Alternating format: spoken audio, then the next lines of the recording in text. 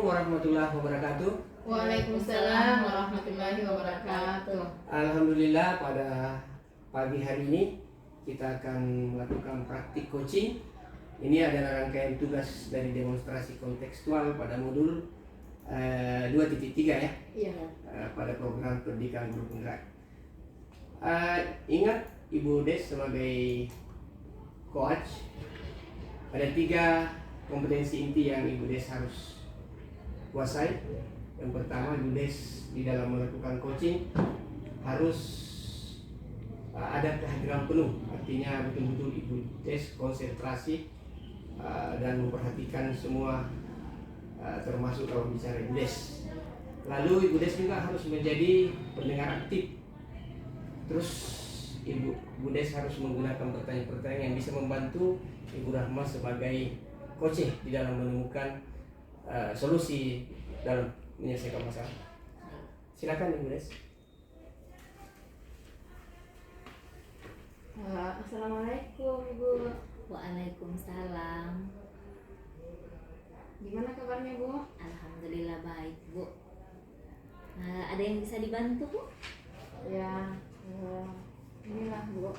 Saya bisa minta waktunya Ibu untuk ngobrol. Oh bisa.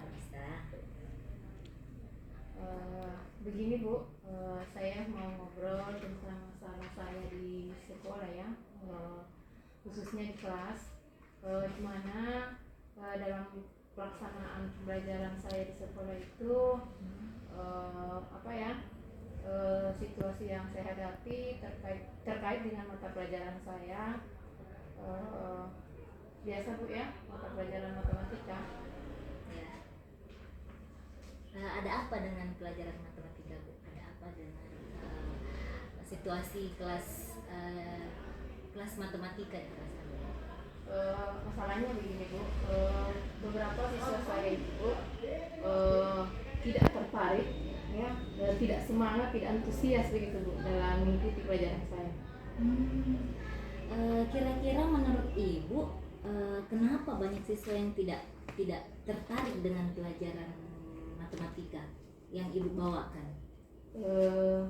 Gini ya Bu, menurut analisa saya, bahwa sebagian besar murid saya ini Bu beranggapan bahwa matematika itu adalah suatu mata pelajaran yang sulit begitu. Ya. Bahkan dikatakan mengerikan, sehingga kelihatan anak saya itu kalau saya mengajar matematika ya sebagian ada yang tegang begitu. Ya seperti itu tadi Bu, takut dengan pelajaran saya. Begitu ya Bu. Anak-anak takut ya Bu, tegang. Iya.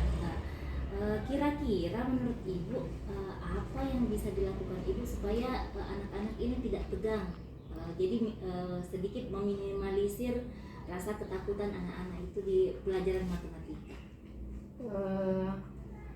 Gimana ya, untuk membuat anak saya sebenarnya senang dengan pelajaran saya, ada beberapa hal sih Bu yang harus saya lakukan. Yang pertama, saya harus mengubah anggapan anak-anak saya tadi itu bahwa matematika itu sulit. Ya, betul. Artinya saya harus membuat gimana proses belajar mengajar saya itu menyenangkan, ya, sehingga anak saya itu bisa menyenangi pelajaran saya. Kemudian yang kedua, saya harus menciptakan ya suasana belajar yang menyenangkan ya pada siswa saya. Kemudian yang ketiga, saya harus mampu ya mengkreasikan penggunaan media pembelajaran ya, betul. Dan yang keempat ya sepertinya saya harus menggunakan model-model pembelajaran ya yang sesuai dengan kebutuhan belajarnya dia. Gitu. Jadi sudah ada 4 ya sebenarnya Bu, hal yang bisa Ibu lakukan. Ini sangat luar biasa menurut saya. Kira-kira apa kendala Ibu yang kira-kira ditemui dalam proses belajar mengajar di kelas matematika ini? Kendala yang bisa saya temui tentunya dalam prosesnya ini Bu, saya harus berusaha keras, saya harus belajar sekuat mungkin untuk bagaimana merencanakan atau membuat satu strategi pembelajaran sehingga itu tadi siswa saya bisa senang belajar matematika, rasa takutnya hilang seperti itu. Iya betul. Nah, semangat ya Bu, semangat. Insya Allah. Insya Allah kendala-kendala itu bisa Ibu lewati dengan baik. Kemudian saya mau tanyakan tentang indikator keberhasilan Ibu. Kira-kira indikator keberhasilan yang bisa Ibu jadikan patokan tentang ketercapaian proses belajar mengajar Ibu di dalam matematika ini, dalam pelajaran matematika ini. Yang saya bisa ambil sebagai indikator ya Bu, alat ukur bahwa apa yang inginkan itu, apa yang saya inginkan itu tercapai, saya hanya bisa melihat seperti Ibu ketika saya mengajar di kelas. Kalau sudah ada 3/4 dari keseluruhan siswa yang saya ajar pada saat itu sudah semangat Bu, sudah bergairah mengikuti pelajaran saya dan tentunya paham dengan pelajaran saya, maka itu saya sudah bisa menganggap bahwa apa yang saya harapkan itu tercapai. Begitu ya Bu. Jadi kalau sudah ada 3/4 siswa yang Ibu ajar ini sudah paham, bersemangat dan paham, itu artinya Ibu merasa sudah berhasil ya Bu, begitu? Iya, seperti itu.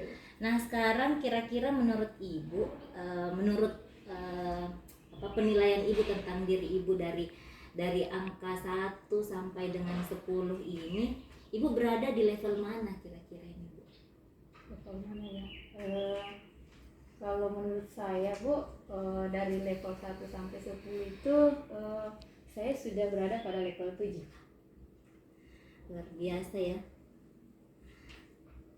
Jadi di level 7, saya pikir level 7 ini sudah luar biasa ya Bu. Bagaimana gambaran Ibu tentang Ibu yang berada di level 7 ini?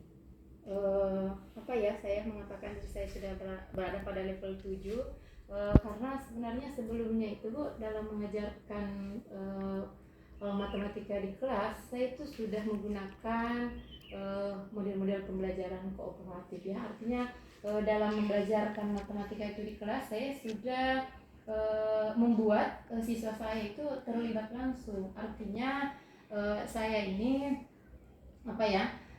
sudah mempersiapkan diri dengan baik sebelumnya. Nah, luar biasa. Nah, jadi Ibu merasa masih berada di level 7 ya Bu. Apakah ada keinginan Ibu untuk menambah level misalkan ke 8 atau 9 atau yang sempurna ini 10? Tentu lah Bu, pasti. Saya menginginkan berada pada level 8, 9 bahkan 10 Bu, karena saya berharap ya ketika saya melakukan pembelajaran di kelas, saya menginginkan itu secara keseluruhan siswa saya itu bisa paham dengan apa yang saya berikan pada saat saya mengajar. Ya, betul. Dari tadi kita berbicara, kira-kira Ibu ini butuh dalam proses pembelajarannya Ibu ke depan, apakah Ibu butuh orang lain untuk membantu Ibu begitu? Saya kira saya sangat butuh Bu. Paling tidak ya teman sejawat saya atau rekan guru sesama matematika untuk menambah literasi saya, referensi saya, dan untuk bisa berdiskusi dengan mereka tentang media yang akan saya gunakan serta model yang saya gunakan dalam pembelajaran saya. Iya betul Bu, ya kita sangat butuh dengan orang lain ya. Ya. Jadi kita tidak bisa berdiri sendiri. Nah, jadi harus ada orang lain yang bisa diajak berkolaborasi begitu ya Bu. Ya, setelah kita ngobrol-ngobrol ini, kira-kira apa yang Ibu lakukan? Insya Allah ya saya akan berupaya keras ya. Artinya saya sesegera mungkin akan membuat strategi bagaimana saya bisa mengajar dengan menyenangkan, lalu kemudian bagaimana saya bisa menggunakan media pembelajaran untuk memahamkan anak saya. Ya. Lalu kemudian saya tentunya harus mampu menggunakan model-model pembelajaran yang sesuai dengan kebutuhan dan gaya belajar siswa saya. Oh, begitu ya, Bu.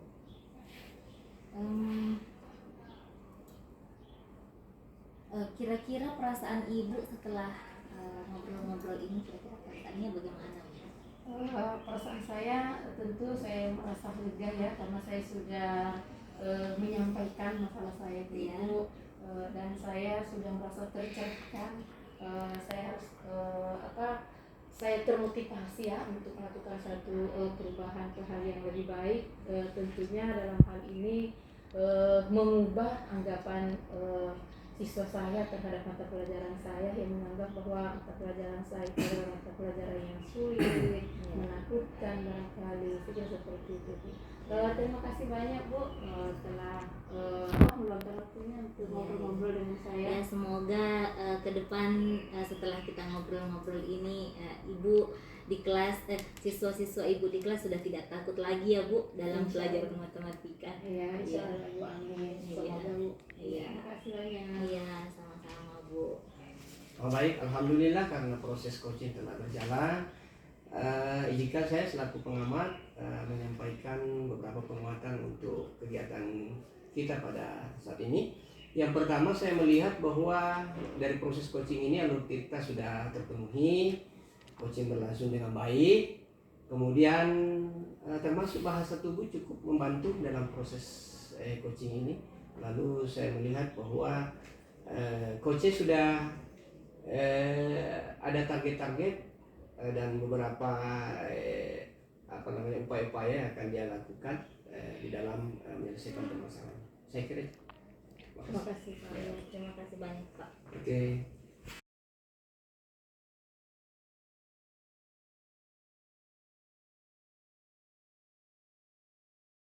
Bismillahirrahmanirrahim. Assalamualaikum warahmatullahi wabarakatuh. Waalaikumsalam warahmatullahi wabarakatuh. Jadi kali ini kita akan melakukan praktik coaching ya, sesuai dengan alur belajar kita, yaitu demonstrasi kontekstual modul 2.3, yaitu coaching untuk supervisi akademik. Dalam hal ini kita akan melakukan praktik di mana Pak Rasid selaku coach dan Ibu Desi selaku coachnya. Jadi hal-hal yang perlu diperhatikan bahwa kompetensi untuk praktik coaching ini yang harus kita kuasai, yang pertama tentu harus ada kehadiran penuh ya. Kemudian sebagai seorang coach itu harus menjadi pendengar aktif tentang masalah yang disampaikan oleh coach. Lalu kemudian sebagai coach harus tentunya memberikan pertanyaan yang berbobot kepada coachnya. Namun kita harus pahami juga bahwa ada tahapan dalam melakukan coaching ya. Tentu yang pertama yaitu bagaimana coaching memetakan masalah kinerja secara profesional. Kemudian yang kedua tentu harus mendiskusikan apa penyebab masalahnya. Yang ketiga mengenali dan mencatat solusi yang mungkin ya bagi coachnya. Lalu mengembangkan rencana kerja secara spesifik. Dan yang terakhir bagaimana mengelola dan menjadwalkan sesi tindak lanjut atau adanya follow up. Ya, saya kira itu pengantar dari saya selaku pengamat, dan saya persilahkan kepada kedua rekan saya, satu selaku coach dan satu selaku coach untuk melakukan praktik coaching. Silakan. Ya. Assalamualaikum Pak Rasid. Waalaikumsalam. Alhamdulillah kita bertemu di sini ya Pak Rasid ya. Ya, alhamdulillah. Bagaimana kabar Pak? Alhamdulillah baik. Saya juga senang bertemu dengan Ibu Des. Ini adalah pembina pramuka yang luar biasa, semangat. Bagaimana kabar pramukanya, Bu Des? Ya, alhamdulillah Pak. Hanya saja ini sebenarnya yang ingin mau saya bicarakan dengan Pak Rashid sebagai pembina pramuka senior ya Pak di sini. Oh iya, begitu ya. Iya. Saya merasa tersanjung. Ada apa ya dengan pramukanya? Begini Pak, ini sudah beberapa tahun pramuka di sekolah saya ini tidak aktif lagi Pak. Iya. Jadi seperti itu ya di sana di mana sekolahnya? Di pesantren ini Pak. Oh ya, masih di situ, masih Iya, masih di situ. Oh, ya. Kenapa bisa ya pramuka di sana tidak aktif lagi? Sebenarnya ini masalah pendanaan Pak. Kemarin saya sudah bicara dengan Wakasek Kurikulum, katanya memang tidak dialokasikan dana untuk kegiatan ekskul di situ. Iya. Tapi kan tentu terus jalan ya.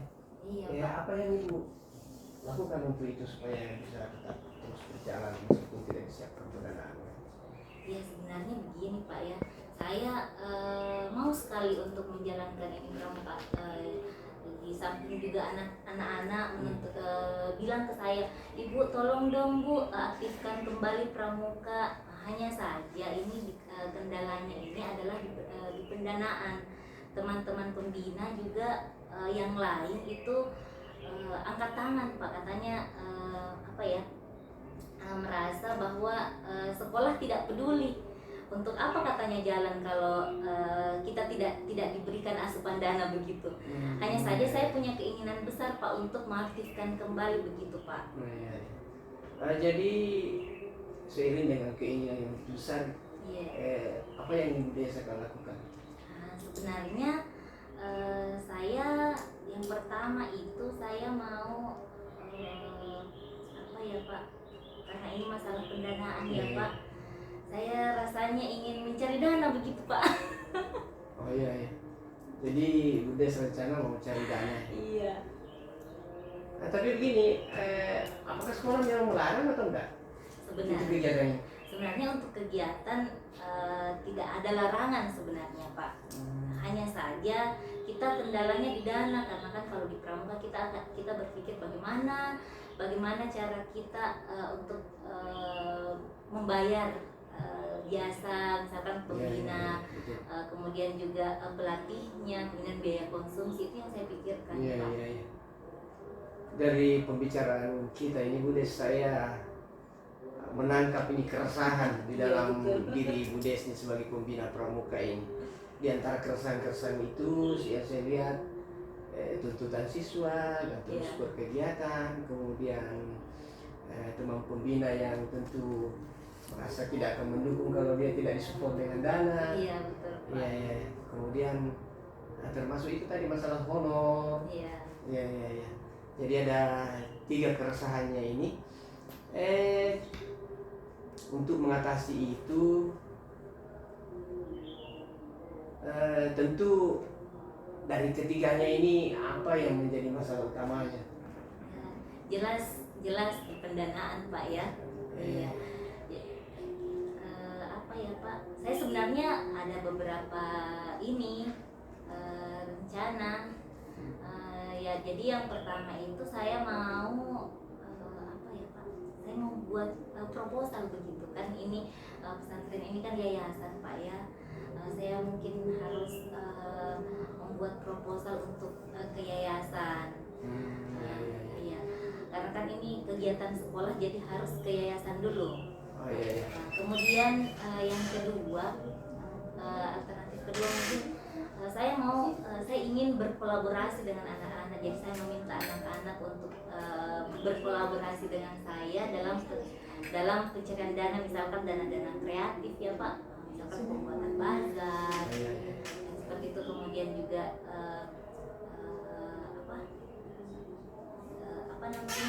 yang formulir ya Pak. Biaya formulir itu. Iya. Seperti itu. Jadi begitu solusi yang Bu Des ingin lakukan. Sehingga tadi sudah beberapa solusi yang bisa Bu Des tawarkan tadi itu bisa Bu Des coba.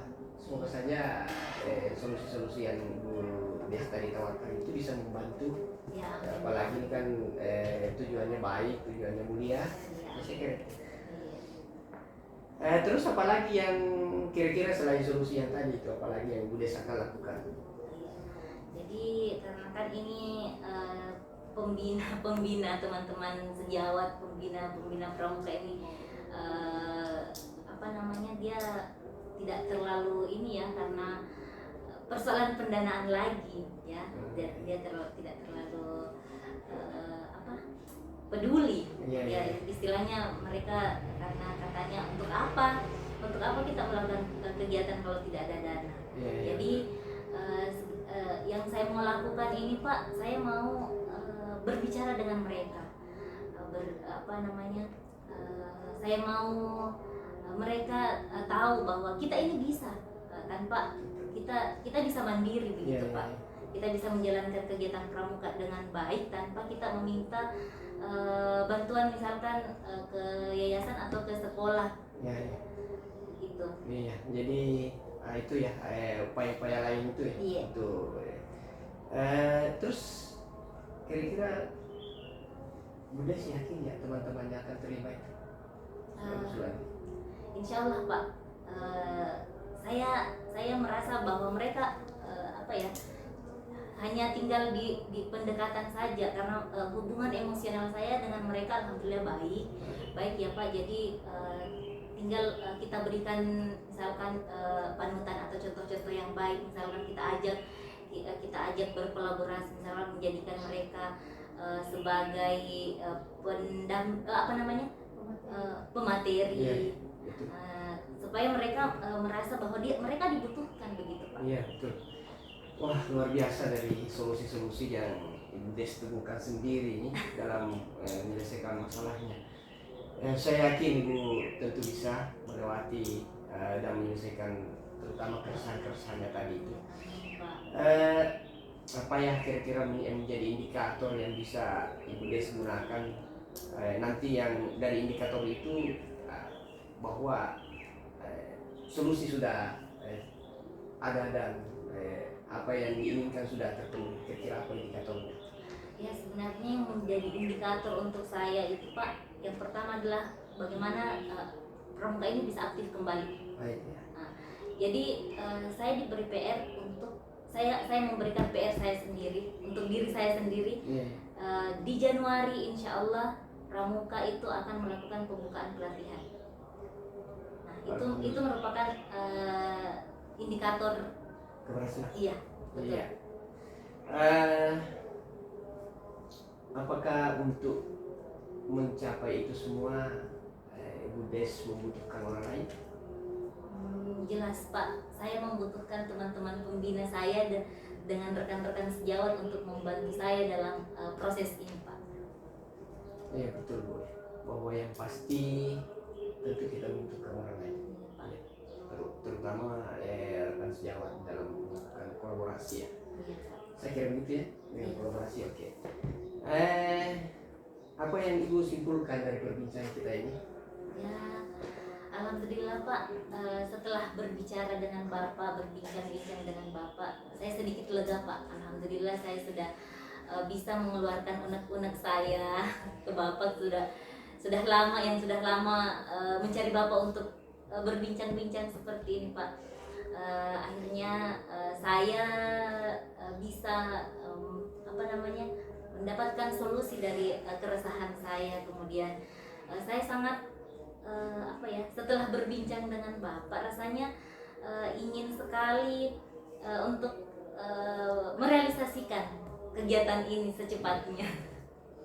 Iya, saya kira tentu itu menjadi tujuan utamanya, realisasi dari kegiatannya itu, karena selaku orang yang aktif dalam pramuka rasanya pasti gatal tangannya kalau tidak melakukan itu kegiatannya. Oke Bu Des, saya juga senang bisa sharing meskipun Ibu Desi masih terhitung sebagai junior saya, tapi saya selaku senior juga merasa senang.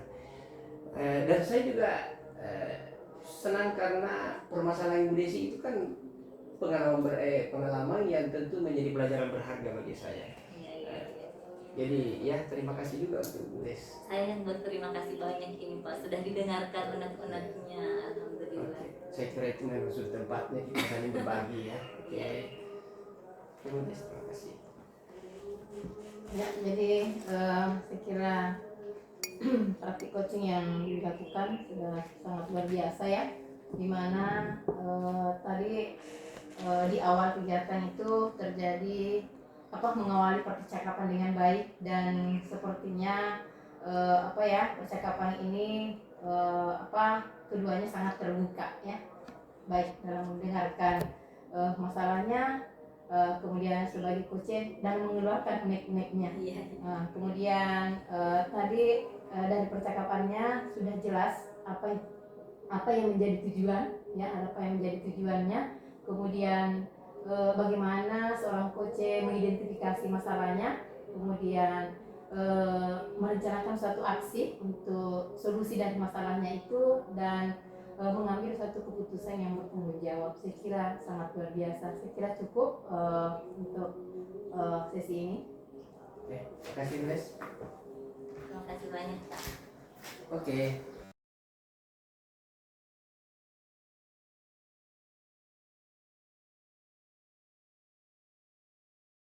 Assalamualaikum warahmatullahi wabarakatuh. Waalaikumsalam warahmatullahi wabarakatuh. Jadi Bapak Ibu, kali ini kita akan praktek coach ya, praktek coaching ya di modul 2.3. Seperti kita ketahui bersama bahwa coaching itu adalah kegiatan yang melibatkan orang yang berpengalaman untuk mengajar atau memberi arahan kepada orang yang mau belajar. Ya, jadi kali ini saya sebagai pengamat, kemudian Pak Rashid sebagai coach dan Ibu Rahma sebagai coachnya. Ibu Bapak, seperti yang kita ketahui bahwa coach Ada 3 kompetensi.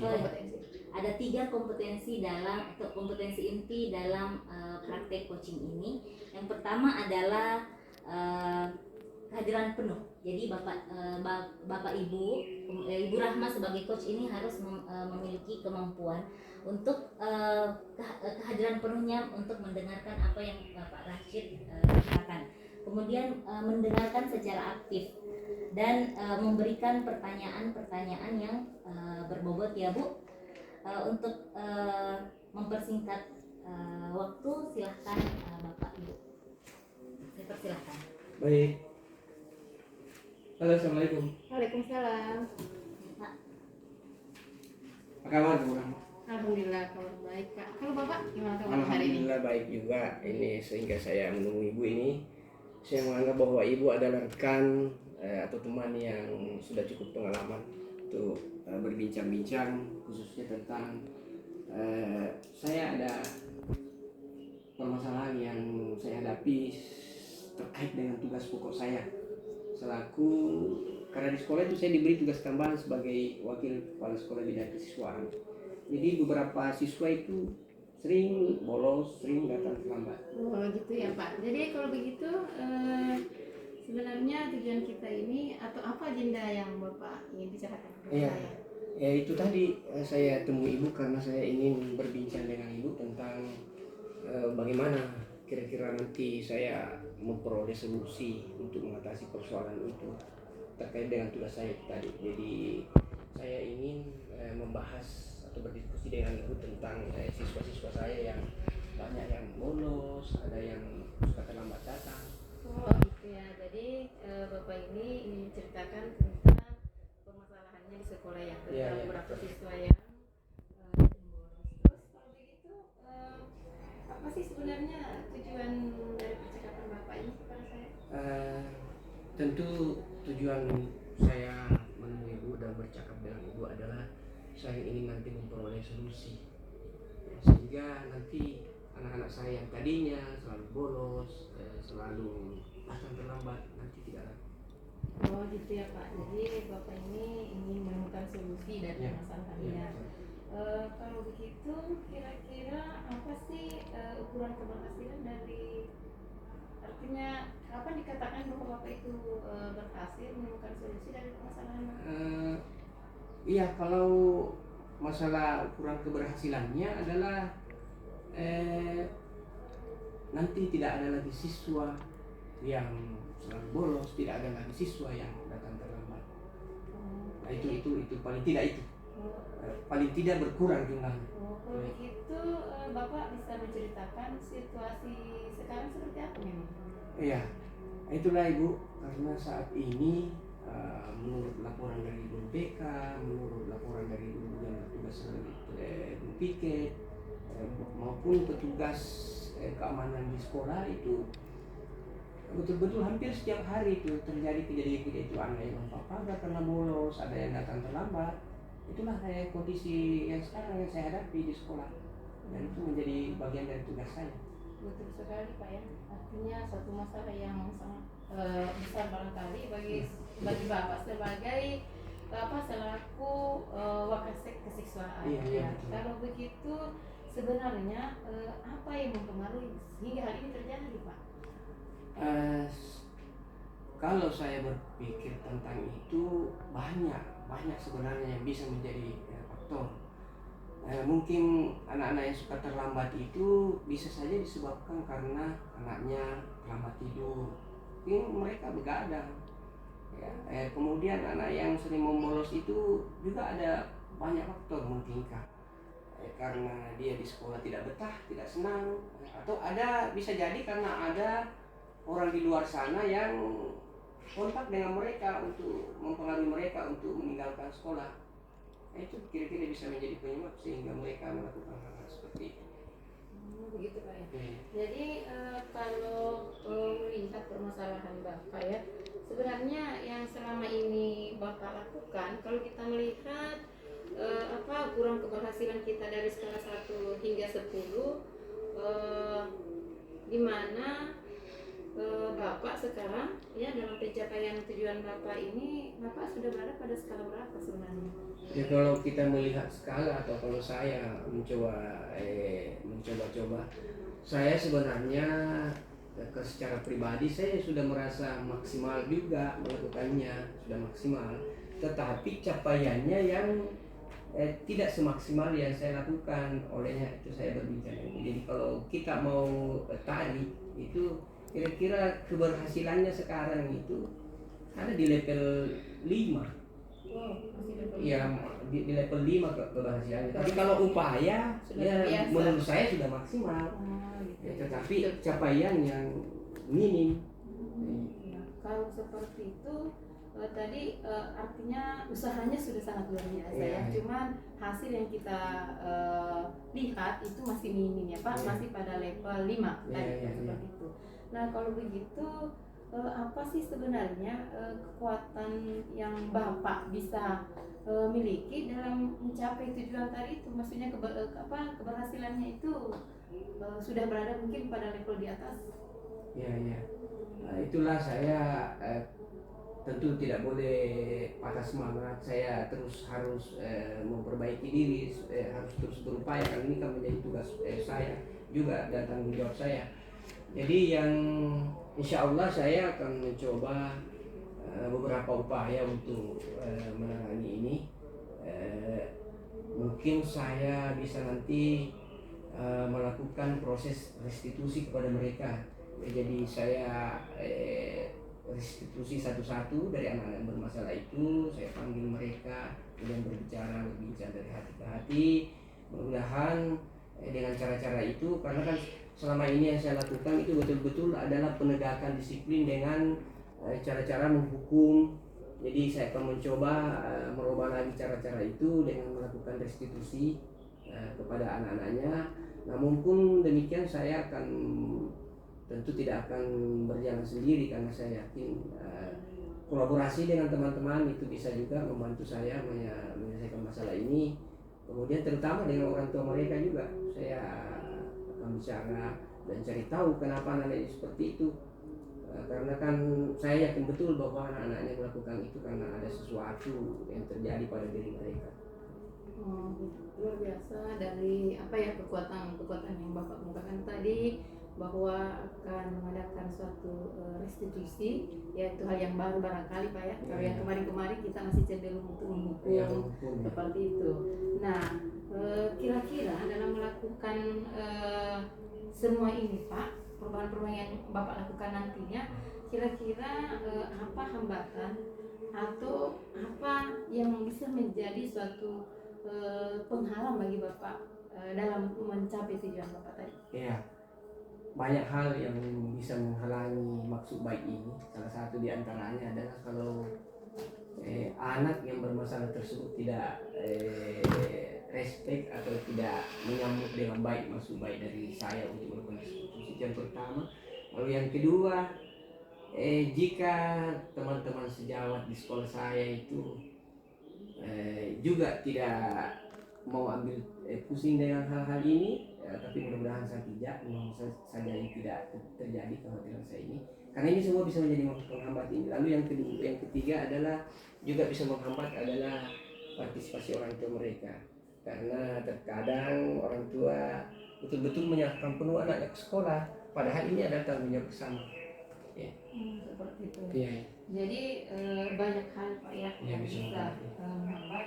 Nah, kalau seperti itu, apa kira-kira rencana Bapak ya untuk mencari jalan keluar dari permasalahan yang Bapak alami? Iya, itu tadi. Jadi di antaranya saya akan melakukan pendekatan betul-betul pendekatan dari hati ke hati, melakukan restitusi dengan baik ke anaknya, sehingga pokoknya bagaimana cara saya akan membangun keyakinan pada anak itu, sehingga anak meyakini dirinya dan dia akan kembali dengan karakter yang lebih baik nanti insya Allah. Lalu saya akan juga meyakinkan kepada rekan-rekan sejawat saya bahwa segala sesuatu yang dikerjakan secara bergotong royong, dikerjakan secara berkolaborasi, insya Allah akan menghasilkan memperoleh hasil yang lebih baik. Begitu juga dengan orang tua mereka. Ibu saya akan mencoba bagaimana meyakinkan orang tua mereka bahwa ini tugas adalah tugas kita bersama. Tidak bisa bahwa hanya guru yang diserahkan, tetapi ini adalah tugas bersama antara orang tua dan guru. Ya, seperti itu Pak ya. Artinya Bapak sudah mempunyai rencana, kemudian strategi tertentu dalam menjalankan rencana Bapak tadi kan? Ya. Seperti itu. Nah, kalau begitu kira-kira bagaimana Bapak ini bisa memastikan bahwa apa yang direncanakan oleh Bapak, strategi yang sudah dibuat itu bisa berjalan? Untuk memastikan itu, saya sesegera mungkin insya Allah akan tentu apa yang saya rencanakan harus segera dilaksanakan, karena ini memang ada hal yang sangat mendesak, jadi tidak boleh ditunda-tunda lagi. Insya Allah dalam waktu dekat ini saya akan melakukan restitusi kepada mereka, sekaligus dengan bantuan teman-teman mereka akan memanggil orang tua mereka dan berbicara kepada orang tua mereka. Ya, jadi sesegera mungkin ya, Bapak melakukan perubahan, di antaranya melakukan restitusi seperti itu. Nah, kalau begitu apa ukuran keberhasilan dari rencana Bapak tadi? Ukuran dari keberhasilannya ya tentu seperti tadi, kalau kita menarik angka-angka dari yang pertama tadinya 5, insya Allah mungkin saya tidak perlu juga terlalu muluk-muluk, tidak perlu terlalu saya signifikan, saya mau 7 saja sudah cukup. Insya Allah 7 saja sudah cukup. Artinya anak-anak yang melakukan yang sering bolos, sering datang terlambat itu berkurang secara perlahan, akhirnya nanti tidak ada lagi anak yang terlambat. Saya kira memang untuk menangani siswa ya ini butuh usaha, butuh kerja keras, karena kita ketahui bersama bahwa di sekian banyak siswa yang tentunya Bapak selaku wakasek kesiswaan, artinya dari sekian banyak siswa tentu mereka mempunyai karakter yang berbeda kan Pak. Jadi bagaimana Bapak ini sangat luar biasa untuk bisa melakukan suatu perubahan nantinya. Nah, kalau begitu apa ada gagasan lain Pak selain yang tadi itu, selain restitusi, selain mungkin pendekatan kepada orang tua, berkolaborasi dengan teman-teman, mungkin ada gagasan lain mungkin dari Bapak? Selain restitusi itu, gagasan-gagasan yang lain adalah insya Allah juga dalam waktu dekat ini perwakilan siswa akan saya panggil untuk berdiskusi membentuk keyakinan sekolah, karena dengan keyakinan sekolah insya Allah mereka semua akan menyadari dan insya Allah tidak akan lagi ada hal-hal yang kita tidak inginkan, terutama tadi tentang hal-hal siswa yang masih ada yang bolos, ada yang terlambat datang dan sebagainya. Insya Allah itu upaya lain saya. sudah banyak sekali Pak ya alternatif-alternatif yang akan Bapak Insya rencanakan Allah. untuk dilakukan demi terjadinya perubahannya kepada siswa-siswa Bapak, sehingga pada nantinya artinya kalau mungkin tidak secara keseluruhan berubah ya pastilah nampak jelas perubahannya kepada anak kita. Nah kalau begitu ya dari alternatif tadi apa yang dilakukan setelah sesi ini? Insya Allah sesudah sesi ini selesai, saya akan segera menjadwalkan atau meluangkan waktu saya. Insya Allah minggu ini akan saya segera melaksanakan rencana saya ini untuk melakukan restitusi kepada anak-anak dan juga memanggil orang tua mereka. Jadi Bahas. minggu ini. Kira-kira siapa yang Bapak hubungi? Dalam hal ini yang bisa mendukung saya yang akan saya hubungi ya tentu pertama saya akan insya Allah minta izin kepala sekolah dulu selaku penanggung jawab apapun yang akan saya laksanakan mesti saya komunikasikan dengan beliau. Lalu guru BK juga insya Allah akan saya minta bantuan dan wali kelas dari anak-anak yang sering bolos insya Allah juga akan saya hubungi untuk membantu saya, dan yang paling penting juga adalah orang tua mereka. Jadi komitmen Bapak terhadap rencana Bapak ini?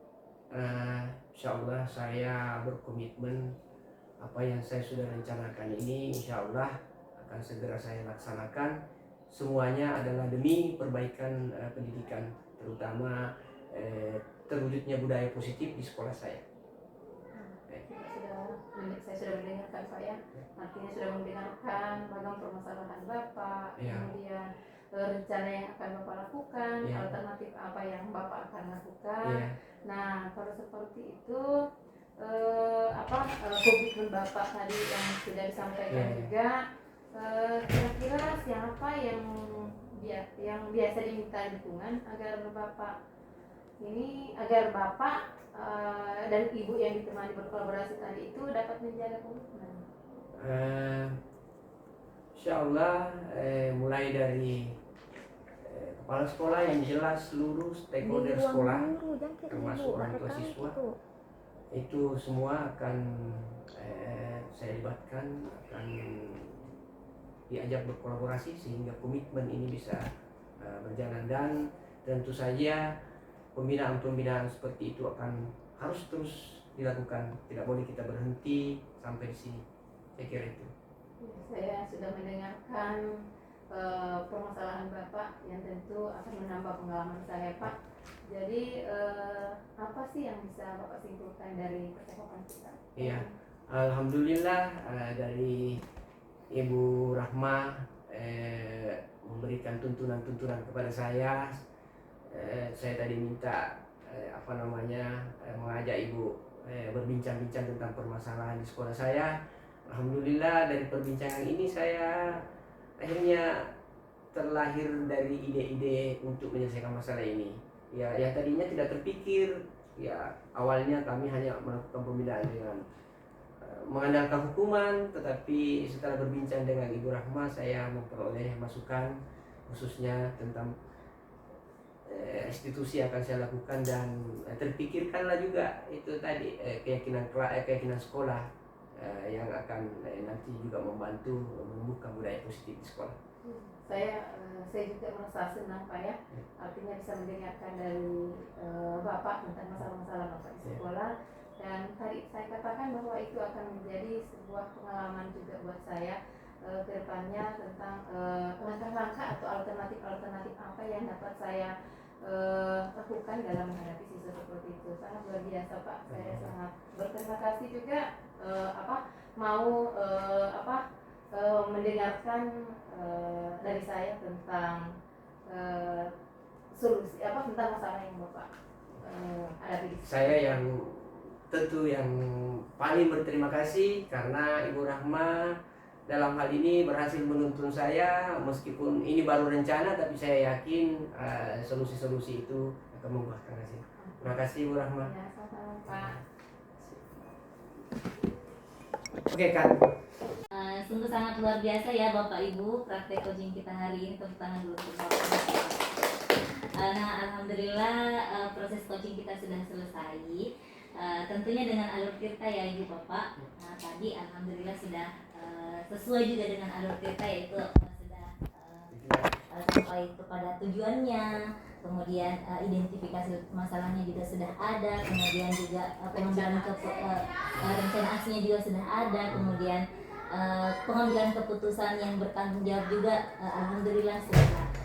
Kemudian Pak Rasid juga tadi sebagai coach ya, sudah menemukan sendiri solusi dari permasalahannya, sudah menyinggung tadi tentang budaya positif, kemudian keyakinan sekolah dan restitusi. Saya rasa luar biasa ya Bapak. Kemudian untuk Ibu Rahma sebagai coach, ya alhamdulillah sudah memiliki 3 kompetensi inti ini ya Ibu, yaitu punya kehadiran penuh, kemudian pendengar aktif, dan memberikan pertanyaan-pertanyaan berbobot. Saya rasa sesi coaching kita hari ini sangat luar biasa ya. Saya mungkin sampai di sini ya Bapak Ibu. Terima kasih banyak.